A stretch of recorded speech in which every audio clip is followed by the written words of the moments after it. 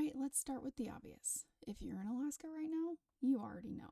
If you're not in Alaska, welcome to today's episode where Mother Nature is absolutely unhinged.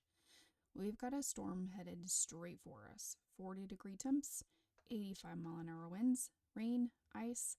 Basically the kind of weather where Alaska looks at you and says, "You sure you're built for this?" This is not the cute, cozy snow globe Alaska people put on their vision boards. This is the "why is it raining sideways" and screaming Alaska. And somehow, life does not pause for the storm. School happens. Kids still need things. Teenagers still eat like they're preparing for a long winter migration. And my body? Well, my body has chosen violence. So, welcome back to Off the Moose Tracks, the podcast where there is no trail map, no life manual, and obviously no guarantee that any of us know what we're doing. Especially me, especially today. Second semester energy, or lack thereof. Let's talk about second semester in high school. If you've never worked in one, let me explain the vibe.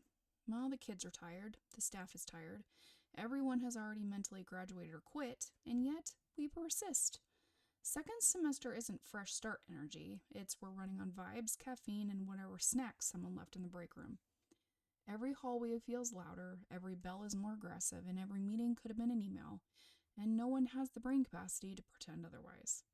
And I love these kids, I really do, but by January, we are all just staring into the void together.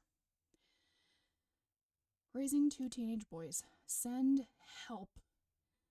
Let's layer in parenting. I have 2 teenage boys, and if you're wondering what that's like, imagine living with 2 raccoons who can drive. One of mine is sick, again, pink eye, because nothing humbles you faster than saying the words "don't touch your face" to a teenager who has absolutely already touched his face. We are on round, I don't even know anymore. Cold, flu, pink eye, the greatest hits.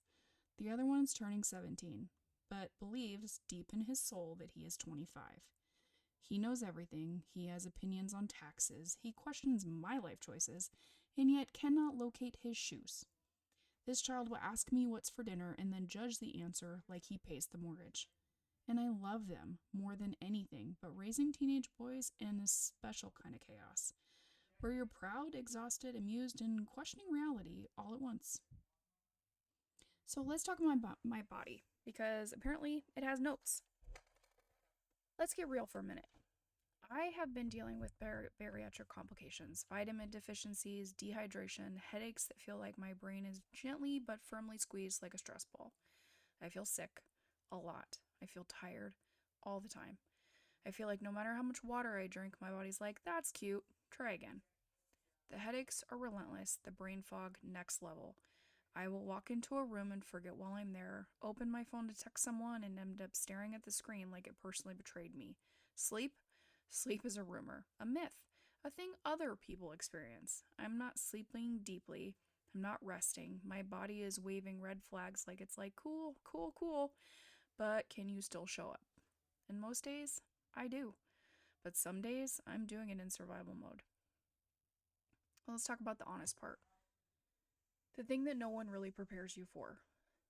You can love life and still feel overwhelmed by it. You can be grateful, still exhausted. You can be strong and still feel like you're barely holding it together. There's this pressure to minimize it, say, "I'm fine." But fine doesn't really mean okay. Sometimes fine just means I haven't had time to process this yet. And when you add storms, sick kids, teenage attitudes, work stress, and a body that needs extra care, it can feel like you're constantly behind. Behind on rest, behind on patience, behind on yourself. But we laugh, right? Because if we don't laugh, we cry. And mascara is expensive.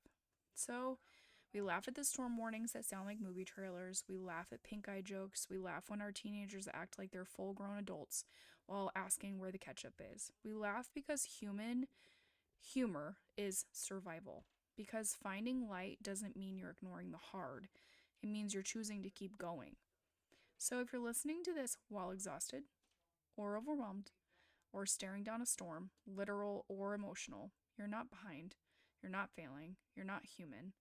And sometimes being human looks like messy hair, brain fog, unanswered emails, and showing up anyway. So, This is Off the Moose Tracks. Real life, real talk, no trail map. Stay warm, wash your hands, drink your water, and if your brain has left the chat, mine has too. We'll find it later. I'll see you on the next episode.